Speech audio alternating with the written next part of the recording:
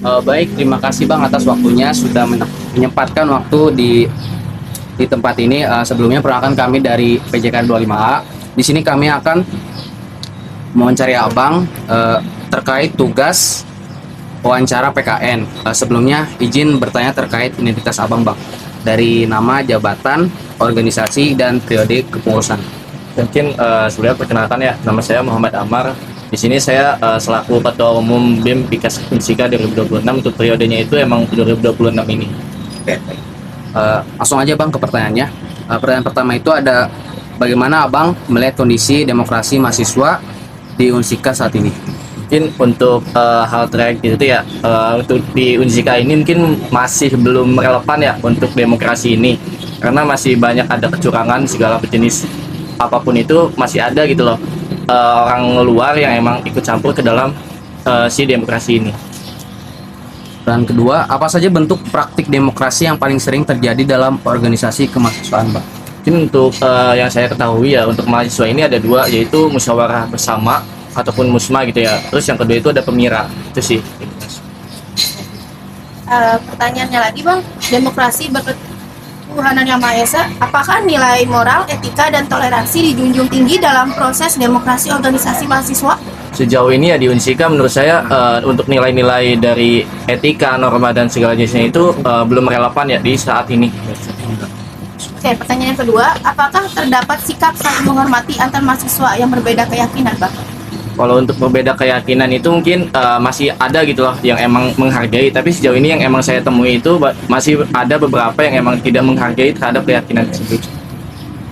Oke, dilanjut Bang. Apakah mahasiswa memilih pemimpin organisasi berdasarkan pertimbangan rasional dan kualitas?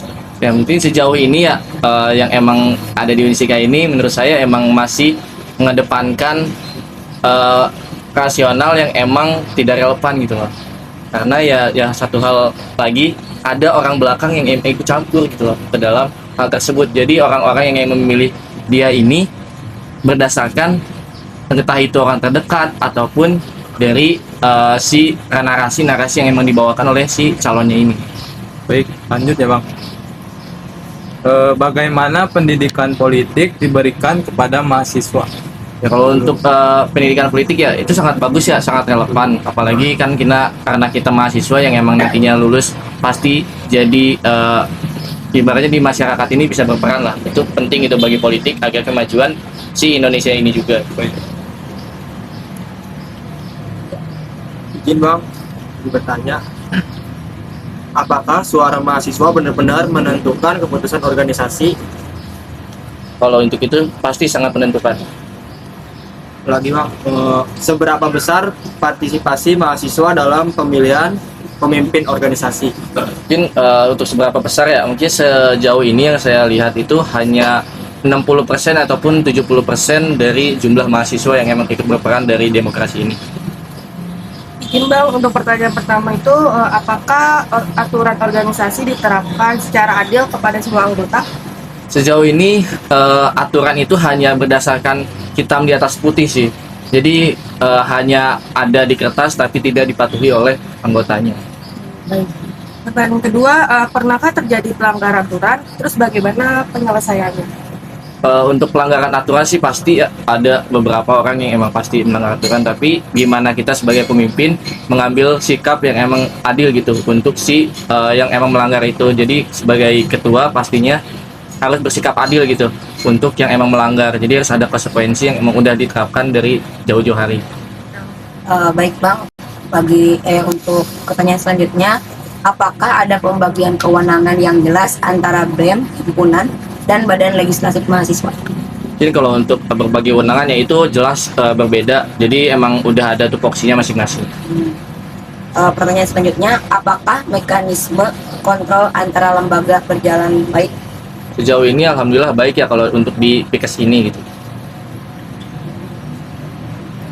Selanjutnya, apakah semua mahasiswa bebas menyampaikan pendapat?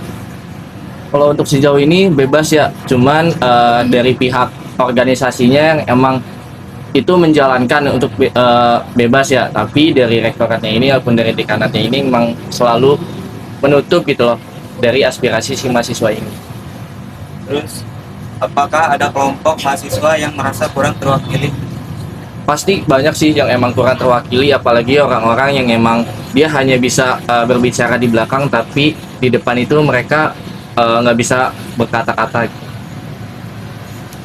Pertanyaan selanjutnya, jika terjadi konflik organisasi, apakah ada mekanisme penyelesaian yang objektif dan independen? Pasti ada sih, setiap permasalahan pasti ada jalan keluarnya gitu. Kalau misalkan di organisasi itu ada ADART gitu, dimana kalau misalkan ada perselisihan ataupun ada pelanggaran, itu pasti di ADART itu tercantum gitu adanya penyelesaian, pertama musyawarah, mungkin kedua mungkin harus pengeluaran kah kalau untuk yang pelanggaran seperti itu. Siapa yang biasanya menjadi mediator, Bang? Kalau untuk mediator pasti selalu ketua umum gitu loh. Jadi anggotanya yang panas, tapi ketua umum ini harus jadi airnya gitu loh untuk menenangkan. Lanjut ya Bang. Apakah setiap organisasi mahasiswa memiliki kemandirian dalam mengambil keputusan? Sejauh ini sangat mandiri ya, karena organisasi tersebut berdiri sendiri tanpa ada sokongan dari dekanat ataupun dari fakultas gitu.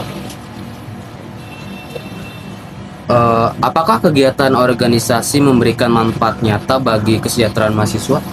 Itu kalau untuk kesejahteraan sangat penting ya, karena emang pasti didapatkan gitu. Yang pertama kan dari wawasan juga itu berbeda dengan mahasiswa yang pada umumnya yang emang gak organisasi gitu. Kenapa saya bisa berpendapat kayak gitu? Karena di organisasi kita bisa mengenal orang-orang berbeda karakter. Apalagi di fakultas kan ada beberapa prodi gitu loh. Itu kan bisa mendengarkan ataupun bisa berpendapat gitu loh di saat ataupun ada argumen. Itu kan bisa kita mengasah public speaking kita, retorika kita itu bisa jalan di situ gitu loh. Apakah kesempatan organisasi terbuka bagi semua mahasiswa? Untuk saat ini terbuka gitu untuk kalau di Pikes ya. Terbuka ya Bang. Dilanjut, apa tantangan terbesar demokrasi mahasiswa di Unsika? Kalau untuk tantangan terbesar ya mungkin ada orang-orang di belakang sih yang ikut campur ya ke dalam demokrasi tersebut gitu. Mungkin seperti ada alumni yang ikut campur, kating-kating yang emang ikut campur. Jadi ibaratnya nggak adil lah kalau buat orang-orang yang emang mau nyalonin tapi dia nggak ada dukungan dari belakang. Pertanyaan terakhir nih Bang, apa rekomendasi Abang agar praktik demokrasi kampus lebih sesuai dengan Pancasila dan UUD NRI 1945? Untuk rekomendasi ya, yang penting itu yang pertama kita harus adil. Kedua, si panitia yang menyelenggarakannya juga harus bersikap individual lah, nggak usah bersikap ibaratnya nggak usah kesana sini lah gitu. Jadi nggak usah ke satu orang, nggak usah ke dua orang, tapi harus bersikap adil. Dia itu individualis gitu loh, jangan sampai berpihak ke salah satu. Cukup Bang dari kami, terima kasih atas waktunya dan kesempatannya sudah berkenan hadir di tempat ini. Terima kasih.